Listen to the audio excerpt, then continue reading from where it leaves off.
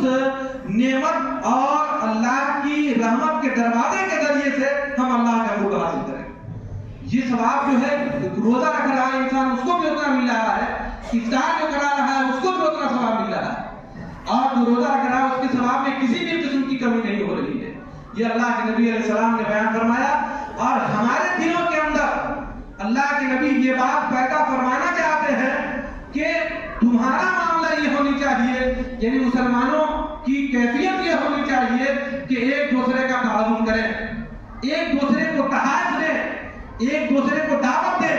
اس طریقے سے جہاں ہم بھوکے انسان کی بھوک کا علاج کر سکتے ہیں, وہی اگر ہمارا کوئی اپنا بھائی ہے اس کو اگر ہم افطار کی دعوت دیتے ہیں تو یہ صلہ رحمی بھی ہوگی. کوئی دوسرا مسلمان انسان ہے اس کو اگر ہم افطار کی دعوت دیتے ہیں تو اس انسان کے دلوں کے اندر ہماری محبت بھی پیدا ہوگی. اسی لیے حکم آیا کہ تحفہ دیا کرو, ہدیہ دیا کرو, اس لیے کہ ہدیہ دو دلوں کے درمیان محبت پیدا کرنے والی چیز ہے. ہمیں اس کو بھی دیکھنی چاہیے. اور جب نبی نے یہ ارشاد فرما دیا کہ روزہ دار کو بھی اتنا ثواب ملے گا, اور جس نے روزے دار کو افطار کرایا ہے اس کو بھی اتنا ثواب ملے گا, تو ہمیں یہ سوچنے کی ضرورت قطعی نہیں ہے کہ کیا اس انسان کا جو روزہ رکھا ہوا ہے اس کا کچھ ثواب کٹے گا یا نہیں کٹے گا. نہیں, جب نبی نے ایسا فرما دیا تو اس کو بھی برابر ثواب مل رہا ہے اور ہمیں بھی اس کا برابر ثواب مل رہا ہے. عربی زبان کا قاعدہ یہ ہے کہ جس لفظ کے اندر سا با با پھر سا یا با ہے اس کے اندر بار بار کا معنی پایا جائے گا. ثواب کو کیا بولتے ہیں؟ اللہ تعالیٰ کی جانب سے ہمارے نیک عمل پر جو بدلہ ملتا ہے یہی ثواب کہلاتا ہے. عربی زبان میں ثوب, جس کو ہم پہنے ہوئے کپڑا ہے, اس کپڑے کو ثوب بولتے ہیں. کیوں بولتے ہیں؟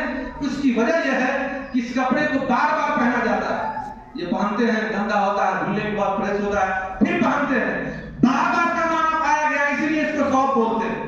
اسی طریقے سے وہ عورت جو نکاح والی ہو, جس کا نکاح ہو چکا ہو, اس کو شریعت نے سیب کہا ہے. سیب اس عورت کو کہتے ہیں جس کا شوہر اس کے پاس بار بار جاتا ہے.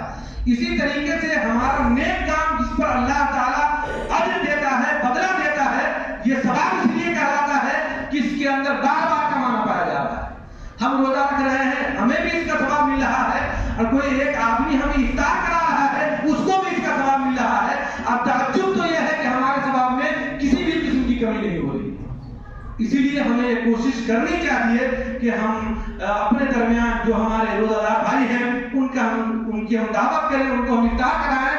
یہ کوئی ضروری نہیں ہے کہ ہم بہت انواع و اقسام کے دسترخوان کو سجائیں اس پر, اور انواع و اقسام کے پھل ہو یا پھر کھانے کی چیزیں ہو, بلکہ اگر اللہ تعالیٰ نے اتنی توفیق نہیں دی تو ایک گھونٹ پانی پلا دیجیے. اللہ نے اگر زیادہ مال دولت نہیں دیا تو ایک گھونٹ دودھ پلا دیجیے اور کھجور پلا دیجیے. اللہ کے نبی علیہ السلام وعدہ فرماتے ہیں کہ اس انسان کو بھی اتنا ہی ثواب ملے گا جتنا ایک روزہ رکھنے والے انسان کو ثواب. اللہ رب العزت کی بارگاہ میں دعا ہے کہ ہم تمام لوگوں کے درمیان آپسی تعاون کرنے کی توفیق عطا فرمائے.